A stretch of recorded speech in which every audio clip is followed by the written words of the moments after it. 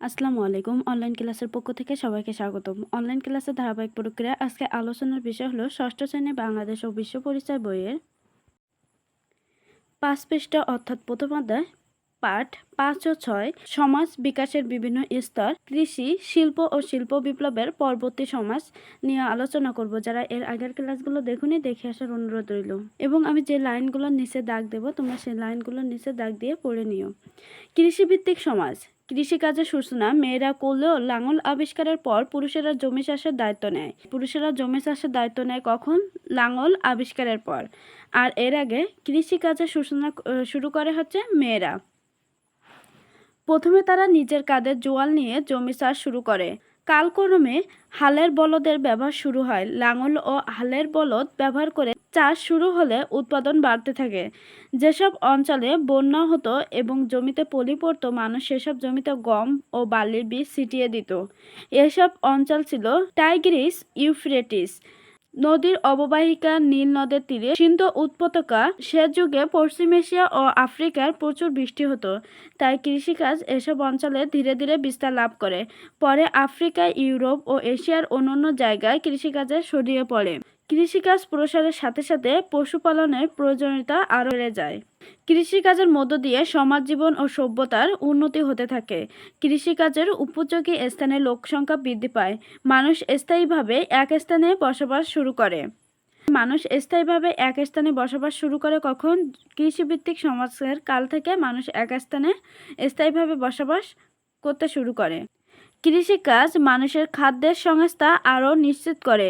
এই সমাজের উদ্বৃত্ত ফসল অবসর জীবনযাপনকারী শ্রেণী উদ্ভব করে। এদের মধ্যে কেউ কেউ ব্যবসা বাণিজ্যে অংশগ্রহণ করে এবং নগরের জীবনযাপন বিকাশের ভূমিকা রাখে।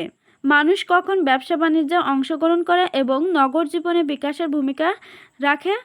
কৃষিভিত্তিক সমাজে। নগর জীবনে মানে শহরের জীবনে বিকাশের ভূমিকা রাখে। কৃষি উদ্ভব ফসল সভ্যতার সূচনা করে। তাহলে কৃষির উদ্ভব কিসের সূচনা করে? ফসল সভ্যতার সূচনা করে। এ কারণে বলা হয় সভ্যতা হচ্ছে কৃষির অবদান। সভ্যতা কিসের অবদান? কৃষির অবদান। আবার অনুধাবনে প্রশ্ন আসতে পারে যে সভ্যতা হচ্ছে কৃষির অবদান কী কারণে বলা হয়? তখন এই সমাজ কৃষিভিত্তিক সমাজটা একটু সাথে গুছিয়ে লিখে দেবে। শিল্পভিত্তিক সমাজ। ইউরোপের মধ্যযুগের শেষ দিকে বিজ্ঞানের গুরুত্বপূর্ণ উন্নয়ন ঘটে। কখন বিজ্ঞানের গুরুত্বপূর্ণ উন্নয়ন ঘটে? ইউরোপের মধ্যযুগের শেষের দিকে। জ্ঞান বিজ্ঞানের প্রতি মানুষের আকর্ষণ বেড়ে যায়। ইউরোপের মানুষ আবিষ্কার করে প্রাচীন গ্রিস এবং রোমের জ্ঞান বিজ্ঞানের ঐতিহ্য। ইউরোপের মানুষ কি আবিষ্কার করে? প্রাচীন গ্রিস এবং রোমের জ্ঞান বিজ্ঞানের ঐতিহ্য। এটি ইউরোপের নবজাগৃতি বা রেনেসাঁ নামে পরিচিত। এটি কি নামে পরিচিত? নবজাগৃতি বা রেনেসাঁ নামে পরিচিত। এই সময়ে ইউরোপের মানুষ বেরিয়ে পড়ে নানা অজানাকে জানতে। এ সময় মানুষ কখন ইউরোপের মানুষ অজানাকে জানতে বেরিয়ে পড়ে? শিল্পভিত্তিক সমাজে। পৃথিবীকে আবিষ্কার করতে। কেন বেরিয়ে পড়ে? পৃথিবীকে আবিষ্কার করতে। 1942 সালে কলম্বাস পৌঁছে গেলেন আমেরিকায়। তাহলে কত সালে কলম্বাস আমেরিকায় পৌঁছায়? 1942 সালে কলম্বাস আমেরিকায় পৌঁছায়। আবার প্রশ্ন আসতে পারে 1942 সালে কে আমেরিকায় পৌঁছে গেলেন? কলম্বাস। আবার 1942 সালে কলম্বাস কোথায় পৌঁছে গেলেন? আমেরিকায়। একটা প্রশ্ন কিন্তু 3 বার ঘুরে ফিরে আসতে পারে। 1685 সালে নিউটন তুলে ধরলেন তার যুগান্তকারী আবিষ্কার মধ্যাকর্ষণ। 1685 সালে কে তুলে ধরেন তার যুগান্তকারী আবিষ্কার মধ্যাকর্ষণ? নিউটন। কত সালে? 1685 সালে নিউটন কি তুলে ধরেন? তার যুগান্তকারী আবিষ্কারের মধ্যাকর্ষণ। এভাবে শুরু হলে একের পর এক বৈজ্ঞানিক আবিষ্কার। 18 শতকে ইংল্যান্ডের বাষ্পচালিত ইঞ্জিন আবিষ্কার হলেও উৎপাদন ব্যবস্থায় বিপ্লবের সূচনা হয়। কত শতকে কোথায় কি আবিষ্কারের ফলে উৎপাদন ব্যবস্থার বিপ্লব সূচনা হয়? 18 শতকে ইংল্যান্ডে বাষ্পচালিত ইঞ্জিন আবিষ্কারের ফলে উৎপাদন ব্যবস্থা বিপ্লবের সূচনা হয়। এই বাষ্প ইঞ্জিনের ধারণা কাজে লাগিয়ে বিজ্ঞানীরা পরপর আবিষ্কার করেন সুতা কাটা মাকুম এবং স্পিনিং মেশিন, যান্ত্রিক তাঁত, বাষ্পচালিত জাহাজ ও রেলের ইঞ্জিন। এ সময় বিদ্যুৎ আবিষ্কার হয় আর স্টিম টারবাইন নামে এক বিশেষ ধরনের বাষ্পীয় ইঞ্জিন দিয়ে বিদ্যুৎ উৎপাদন করা হয়। তখন বিদ্যুৎ উৎপাদনের জন্য কি তৈরি হয়? স্টিম টারবাইন নামে এক বিশেষ বাষ্পীয় ইঞ্জিন। এভাবে একদিকে বড় বড় শিল্প কারখানা উৎপাদন শুরু হয়, অন্যদিকে দ্রুতগামী জাহাজ, রেলে, ব্যবসা বাণিজ্যে ও যোগাযোগ বিস্তার ঘটে। এভাবে সূচনা হয় শিল্প বিপ্লবের সূচনা হয় একের পর এক আবিষ্কারের ফলে শিল্প বিপ্লবের সূচনা হয়। এটা হচ্ছে খ নম্বর প্রশ্ন আসতে পারে যে কিভাবে শিল্প বিপ্লবের সূচনা হয়, ব্যাখ্যা করো। শিল্প বিপ্লব কোথায় শুরু হয়েছিল? ইউরোপে। আর প্রতিকৃত ছিল কোথায়? ইংল্যান্ডে। 18-19 শতকে কয়লা, গ্যাস, পেট্রোল বিদ্যুতের ব্যবহার শুরু হয়। কত শতকে কয়লা, গ্যাস, পেট্রোল বিদ্যুতের ব্যবহার শুরু হয়? 18-19 শতকে। 19 শতকে রেল যোগাযোগ চালু হয়। কত শতকে রেল যোগাযোগ চালু হয়? 19 শতকে। ক্রমবর্ধমান শিল্প কারখানার শ্রম, কাঁচামালের চাহিদা মেটাতে ইউরোপের মানুষ উপনিবেশন স্থাপন করলো মূলত এশিয়া ও আফ্রিকায়। তখন থেকে বিশ্বব্যাপী শিল্প বিপ্লবের প্রভাব পড়তে থাকে। 20 শতকে শুরু হয় বিমান, রেডিও, সিনেমা ও টেলিভিশন ব্যবহার। কত শতকে বিমান, রেডিও, সিনেমা, টেলিভিশন ব্যবহার শুরু হয়? 20 শতকে। শিল্প বিপ্লবের পরবর্তী সমাজ। শিল্পভিত্তিক সমাজের শক্তির উৎস হিসেবে মানুষ ও পশুর স্থান দখল করে যন্ত্র। কোন সমাজে মানুষ এবং পশুর স্থান দখল করে যন্ত্র? শিল্পভিত্তিক সমাজের শক্তির উৎস হিসেবে মানুষ ও পশুর স্থান দখল করে হচ্ছে যন্ত্র। শিল্প বিপ্লবের পরবর্তী সমাজের ভিত্তি হচ্ছে জ্ঞান ও তথ্য। শিল্প বিপ্লবের পরবর্তী সমাজের ভিত্তি কি? জ্ঞান ও তথ্য। শিল্পের বদলে তথ্য প্রক্রিয়াজাত করাই হচ্ছে অর্থনীতির মূল বৈশিষ্ট্য। অর্থনীতির মূল বৈশিষ্ট্য কি? শিল্প বদলে তথ্য প্রক্রিয়াজাত করাই হচ্ছে অর্থনীতির মূল বৈশিষ্ট্য। সম্পত্তির মালিকদের বদলে পেশাজীবী, চাকরিজীবী, বিজ্ঞানী, তথ্য প্রকৌশলী এবং সেবা ও বিনোদন খাতের সাথে যুক্ত মানুষরাই গুরুত্বপূর্ণ হয়ে ওঠে।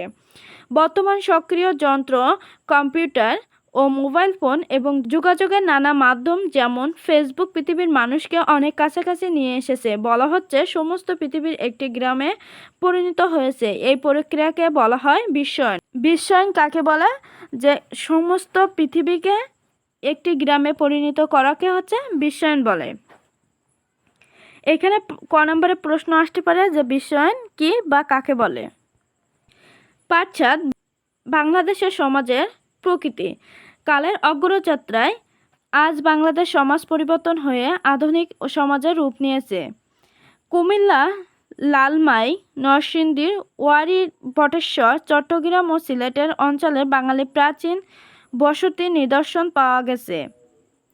কুমিল্লায় কি পাওয়া গেছে? লালমাই এবং নরসিংদীতে ওয়ারী, বটেশ্বর, চট্টগ্রাম ও সিলেট অঞ্চলে বাঙালি প্রাচীন বসতির নিদর্শন পাওয়া।